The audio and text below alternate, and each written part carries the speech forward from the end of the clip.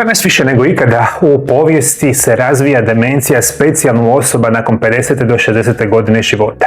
I mnogi od vas su već u velikoj opasnosti, a da toga nisu sigurni, i demencija ne počinje samo u zadnju godinu, dvije dana razvitka bolesti, nego se ona razvija puno prije, možda čak u vašem ormariću za lijekove. Jeste li primijetili da je netko koga volite iznenada postao zaboravljiv, zbunjen i neuobičajeno pospan? Ili više ne može pratiti niti jedan razgovor? I mnoge obitelji odmah pomisle na Alzheimerovu bolest.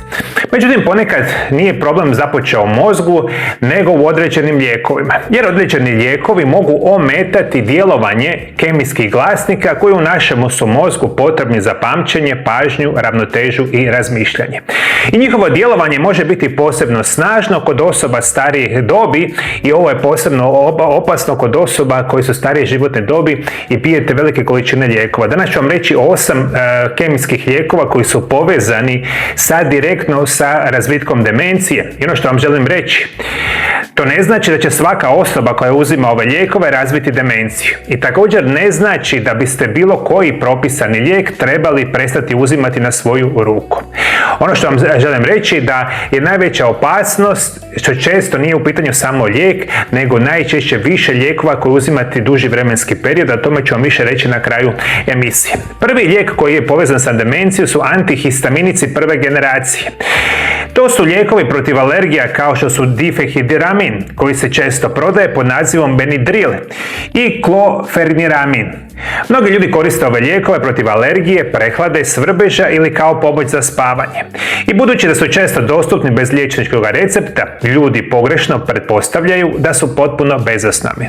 Međutim, difenhidramin ima snažno antikolinerično djelovanje, što znači da blokira acetilkolin, kemijski glasnik, koji ima iznimno važnu ulogu u održavanju pažnje, učenju i stvaranju novih sjećanja. Rizik postaje naravno veći što više takve kemijske uzimate. Kemijske lijekove uzimate. Ovo je prvi kemijski lijek koji je povezan sa većim rizikom od demencije. Drugi će biti lijekovi za kontrolu mokraćnog mjehora. Često se nazivaju oksibutinin, toltredoin i solifenacin, koji se prepisuju osobama koji imaju preaktivan mokraćni mjehur ili iznenadna potrebu za mokrenjem ili urinarnu inkontinenciju. Ovi lijekovi mogu donijeti značajno olakšanje, ali mnogi od njih također blokiraju acetilkolin.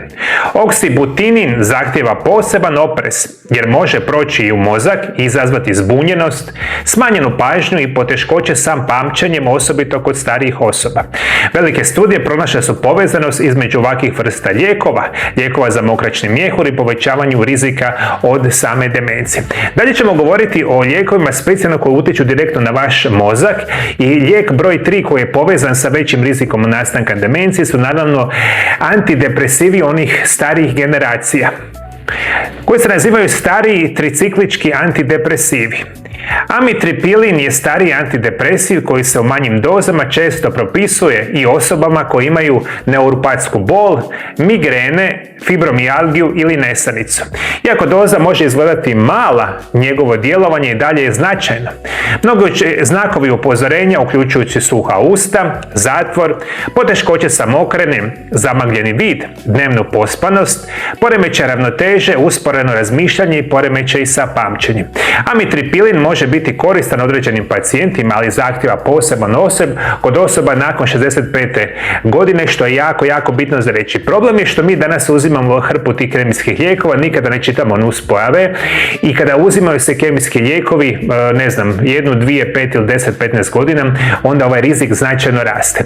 Lijek broj 4 koji se naziva Paroxetin je poznat pod trgovačkim nazivom Paxil.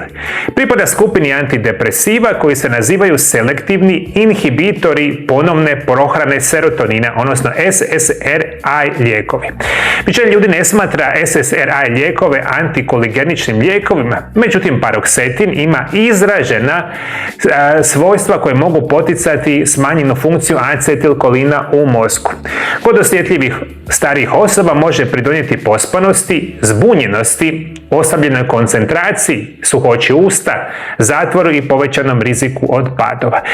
Dalje, lijekovi se nazivaju benzodiazepini Ovu skupinu uključuje alzoprazolam, lorazepam, tiazepam, klonazepam i slične lijekove koji se koriste kod tjeskobe, paničnih napadaja, mišićnih grčeva, epileptičnih napadaja ili problema sa spavanjem.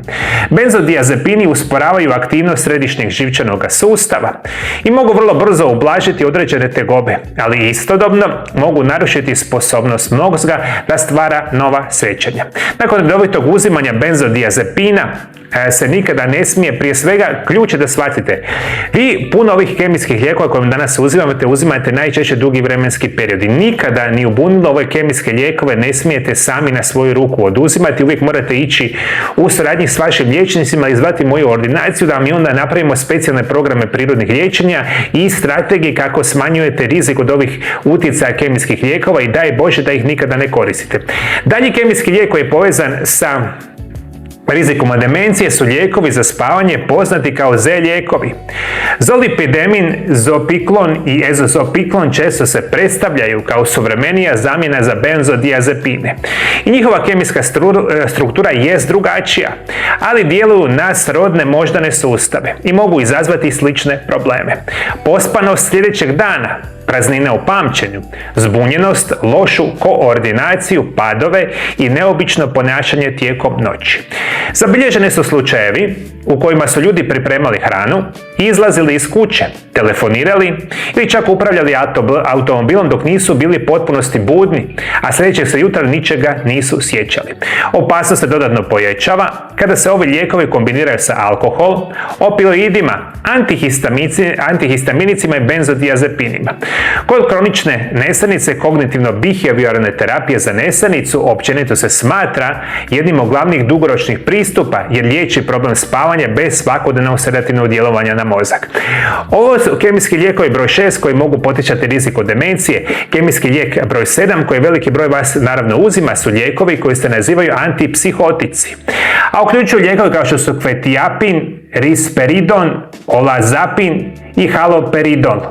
Ovi lijekovi mogu biti neophodni u liječenju šizofrenije, bipolarnog poremećaja, teške psihoze i određenih hitnih medicinskih stanja. Međutim, nekada se propisuju starijim osobama zbog nesanice, nemira, uznemirenosti i poremećaja ponašanja povezanih sa demencijom i mogu izazvati snažnu pospanost, usporene pokrete, snažno izražavanje emocija, nizak krvni tlak, padove i pogoršavanje budnosti. Antipsihotici također nose ozbiljna upozorenja kad se primjenjuju kod starijih osoba sa psihozom povezani sa demencijom.